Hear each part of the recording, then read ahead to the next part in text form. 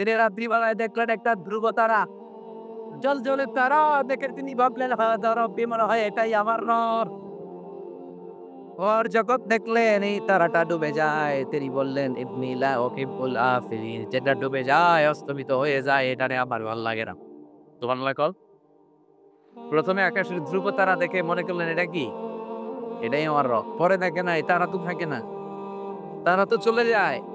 তিনি সিদ্ধান্তে আসলেন, তাহলে আমার রব তো আমার ছেড়ে কোথাও চলে যেতে পারে না।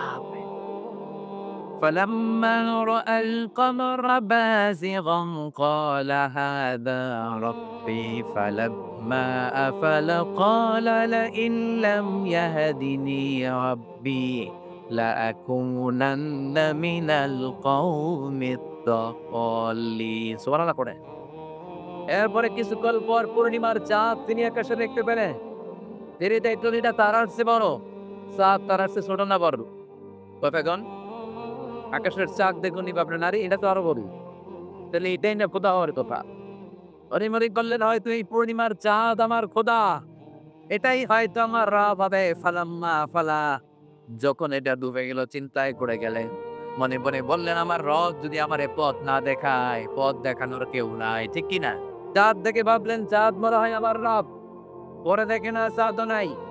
এবার খাইছে, এটাও তো নাই। এবার শামুক ওই একটারও রব হিসেবে মেনে নিতে পারলাম।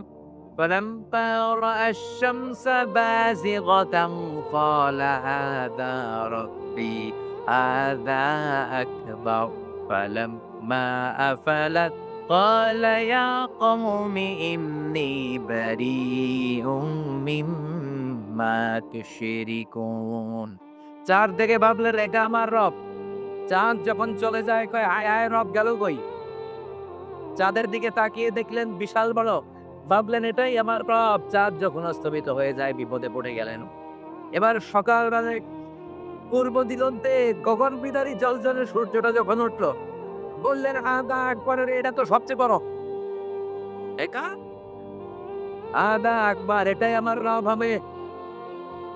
ওর জমিনটারে জ্বালাতে আলো দিয়ে তীব্র প্রখর রোদ দিয়ে গোটা বিশ্বটারে গরম করে ফেললো। এর চেয়ে বড় তিনি দেখে না। তিনি বলে এটা গাছের চেয়ে বড়, মাছের চেয়ে বড়, মূর্তির চেয়ে বড়, গরুর চেয়ে বড়, তারার চেয়ে বড়, চাঁদের চেয়ে বড়।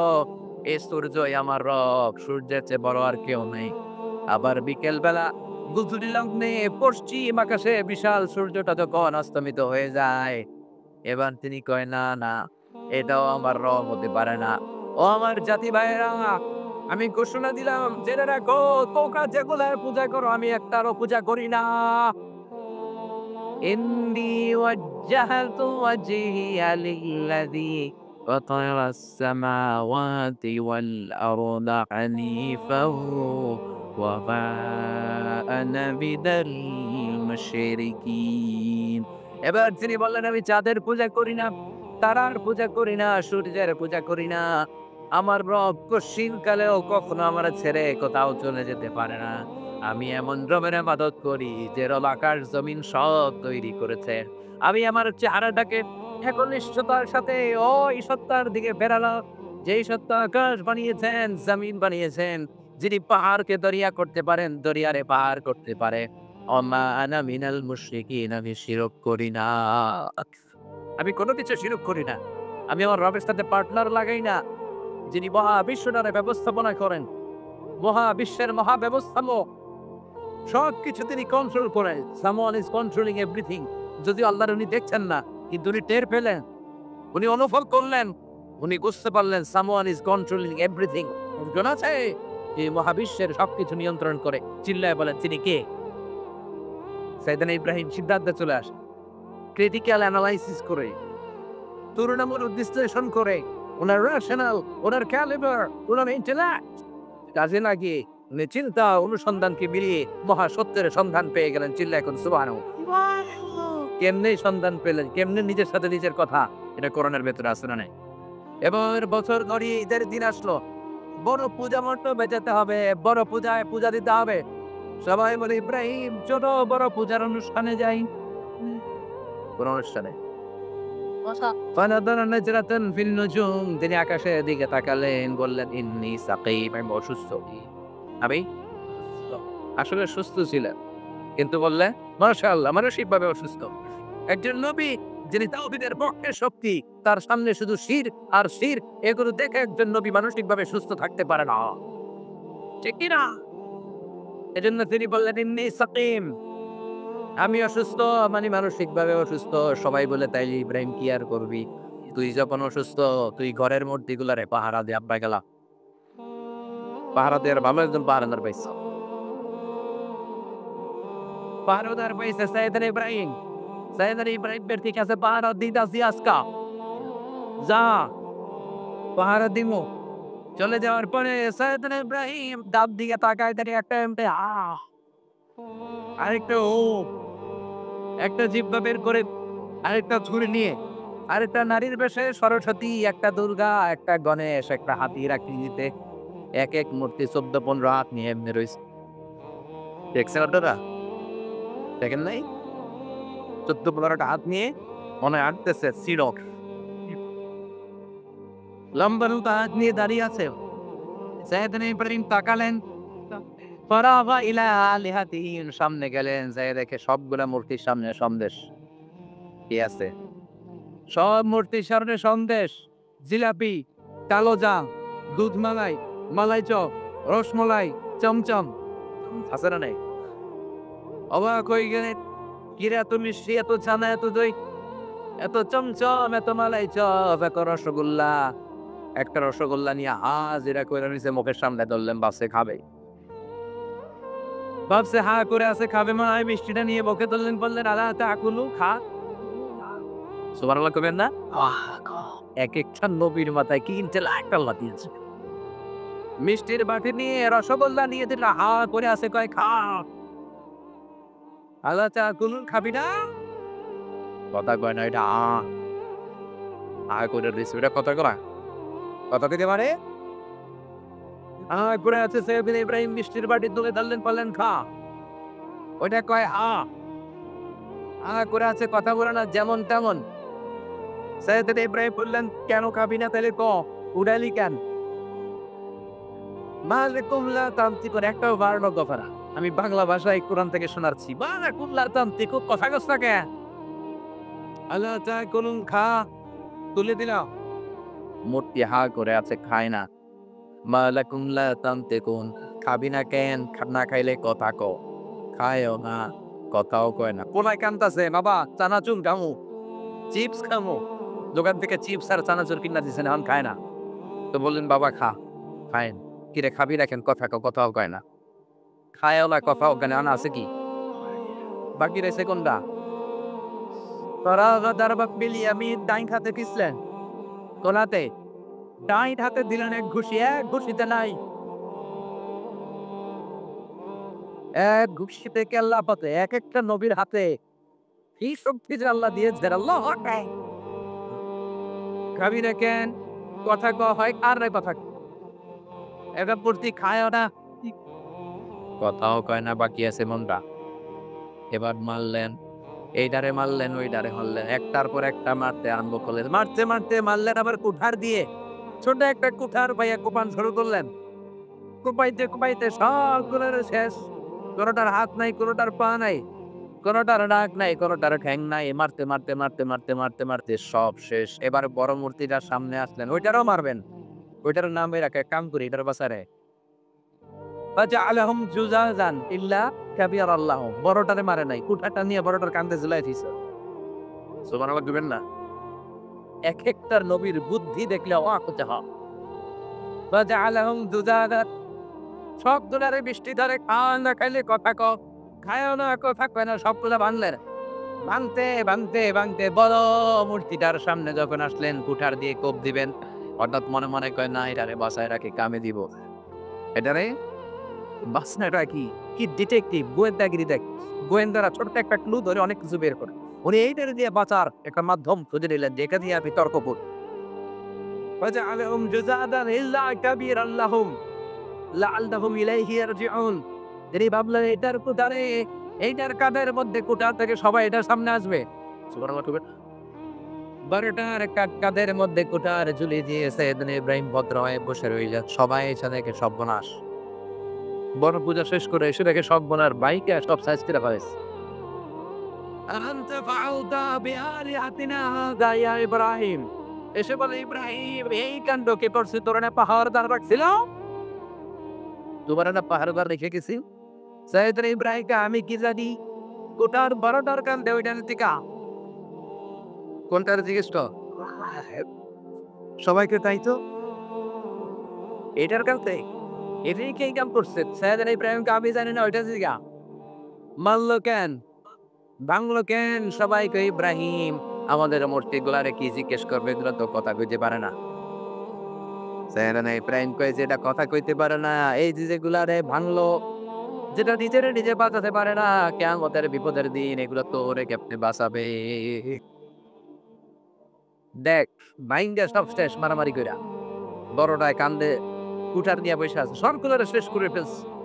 এগুলোর যে তোরা রং হিসেবে মেনে নিলি, নিজেরাই করে নিজেদেরকে সাপোর্ট করতে পারলো না, বাঁচাতে পারলো না, তোরে কি বাঁচাবে? মুখে কোন কথা নাই, কই ইব্রাহিম চুপ কর। বেশি কথা কবি না, তোরে নমরুদের কাছে নিয়ে যাও। এবার রশি দিয়ে বেঁধে সৈয়দনা ইব্রাহিম খলিলুল্লাহকে নমরুদের কাছে নিয়ে গেল।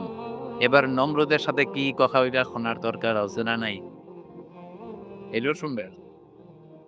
নমরুদ কয়, ইব্রাহিম আমি তো জানতাম তুমি খুব ভালো মানুষ। ছোটবেলা থেকে তোমার অনেক শোনা হবে। তুমি বলে ফতুর কার ইবাদত করো?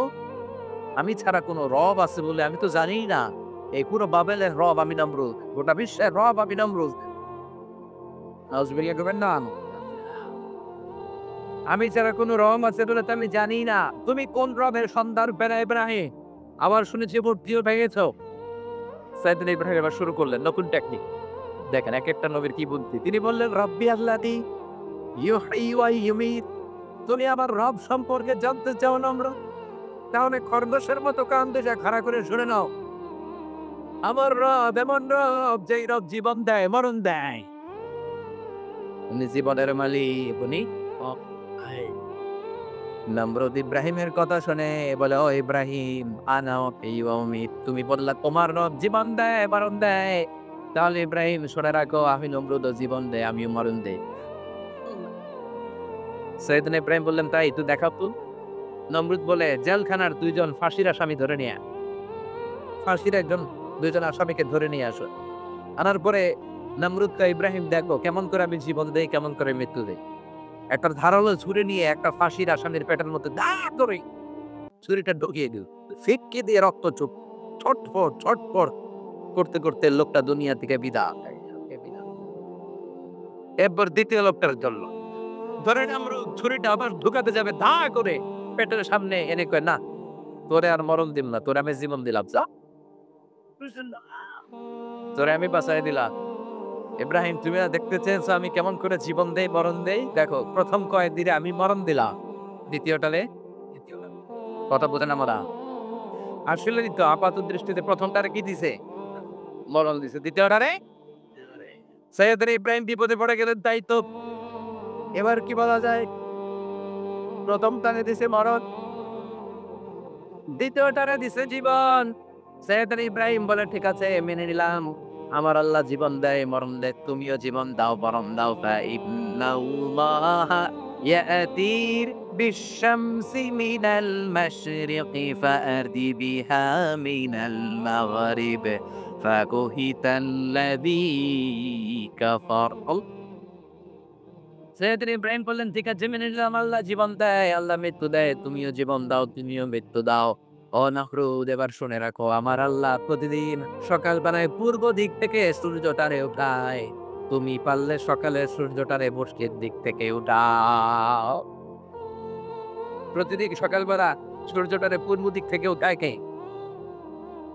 ইব্রাহিম তুমি যদি এত ক্ষমতার অধিকারী হও, তাহলে আজকে থেকে তুমি সূর্যটারে পূর্ব দিক থেকে না উঠিয়ে পশ্চিম দিক থেকে উঠাও। ফাবুহিতাল্লাযী কাফার। এবার ধরা খাইছে।